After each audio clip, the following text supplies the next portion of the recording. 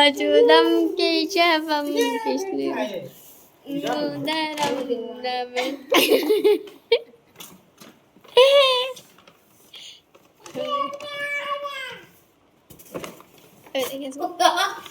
खेलने किसी लग रहा है अंदर।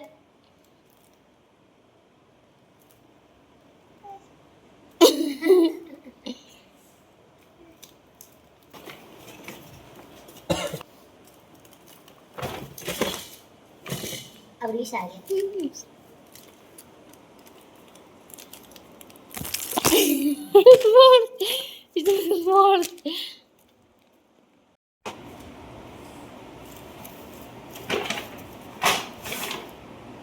दोस्त का सामान उसको से पूछ कर फटा फटा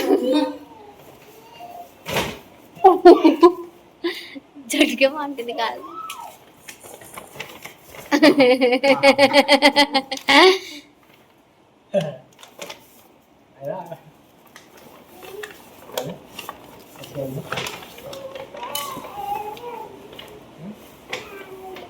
हे guys, welcome back to my blog. तो कैसे आप सभी लोग? आई होप आप सभी लोग बहुत अच्छे होंगे और मैं भी बढ़िया हूँ। तो चलिए जी, ब्लॉग में आगे बढ़ते हैं। और आज की ब्लॉग की शुरुआत हो रही है सुबह सुबह 6 साढ़े 6 बजे, जब मैं नहा धो के आ गई थी अपने किचन में। मैंने यहाँ पे रायता बना लिया था।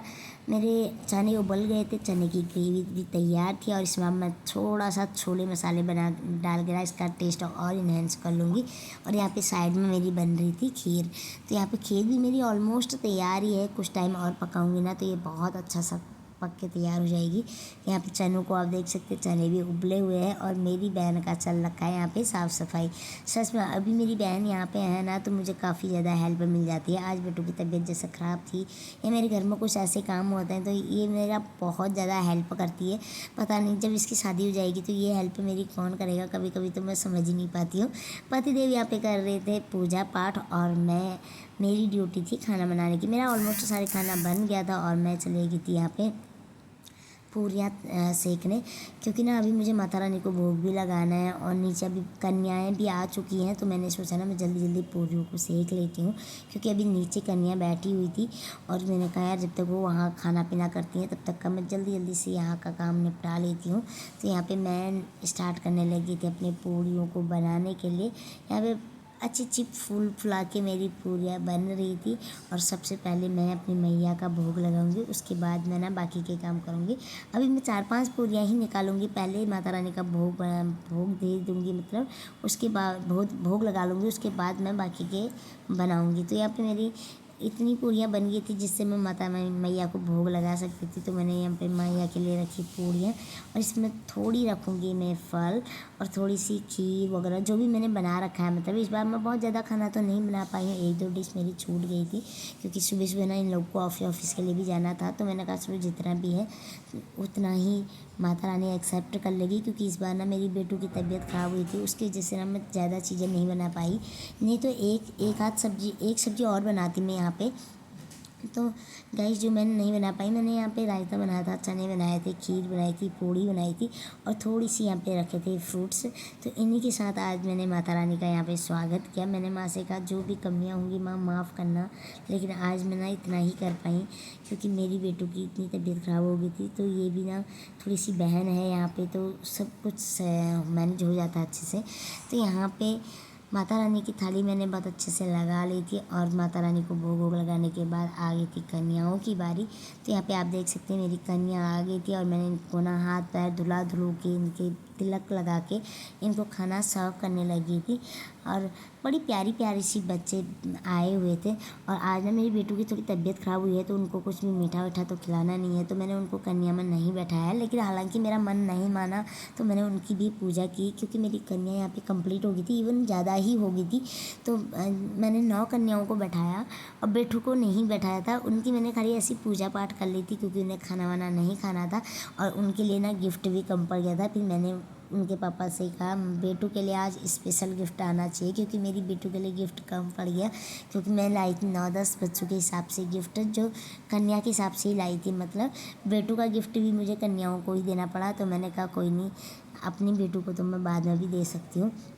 तो यहाँ पे मैंने सारे बच्चों को ना सब कुछ कर लिया था, लेकिन मुझे आरती देना मतलब आरती उतारना बच्चों की भूल गई थी, तो ये काम मैंने फिर लास्ट में किया। और यहाँ पे कन्याओं का हो गया था भोजन पानी। आरती वारती करने के बाद मैंने भी ले लिया था इनसे आशीर्वाद लेने के बाद पति देव ने भी आशीर्वाद ले लिया था। और फिर बच्चों को ना प्यारे प्यारे बच्चों को दक्षिणा जितना भी हमसे बन पड़ा वो दक्षिणा दे के हमने इनकी की थी विदाई।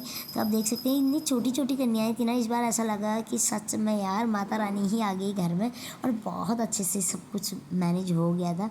और बच्चों को मैं बाय बाय बोल रही थी, लेकिन ये पुस्सू है ना जो, उसके बिना मेरी बेटू नहीं रहती है। मैंने इसको दिन में कॉल भी किया था आ जाना करके, लेकिन ये आई नहीं थी।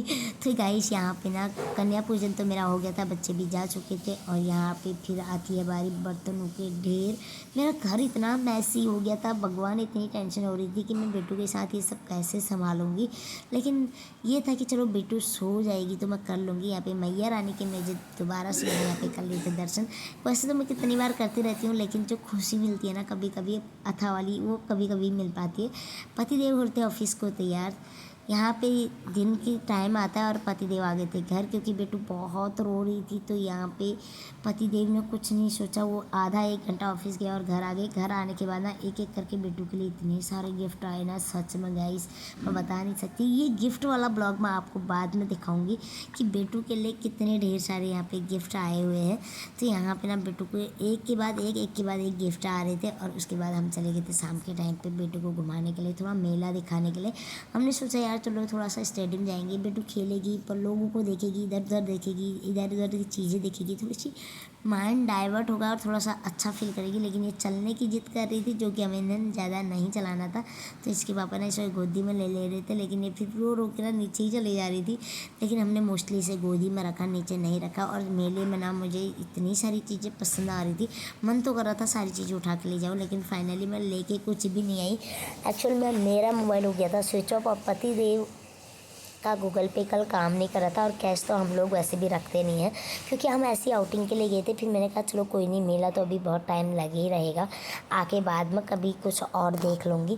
फिर आ गए थे हम घर को। घर आने के बाद आप देख सकते हैं यहाँ पे मेरी बेटू की सतानियाँ, सच में इसकी सतानियाँ कभी कभी इतनी क्यूट लगती है ना, मैं क्या ही बताऊँ।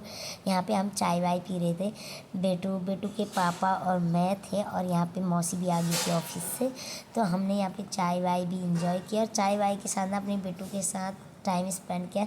यहाँ पे बेटू के पापा ना बेटू की तरह ही हरकतें करने लगे, मतलब बच्चों के साथ बच्चे बन गए, ताकि ना बेटू इरिटेट ना हो। बस उसे किसी भी हालत में हमें खुश रखना था। तो आज की व्लॉग की एंडिंग यहीं पे को करते हैं, मिलते हैं अपने नेक्स्ट व्लॉग में। तब तक के लिए bye bye, take care, love you. और अगर आपको मेरी वीडियोज़ देखना पसंद है तो please like share and subscribe करना बिल्कुल मत भूलिए। Bye bye, take care.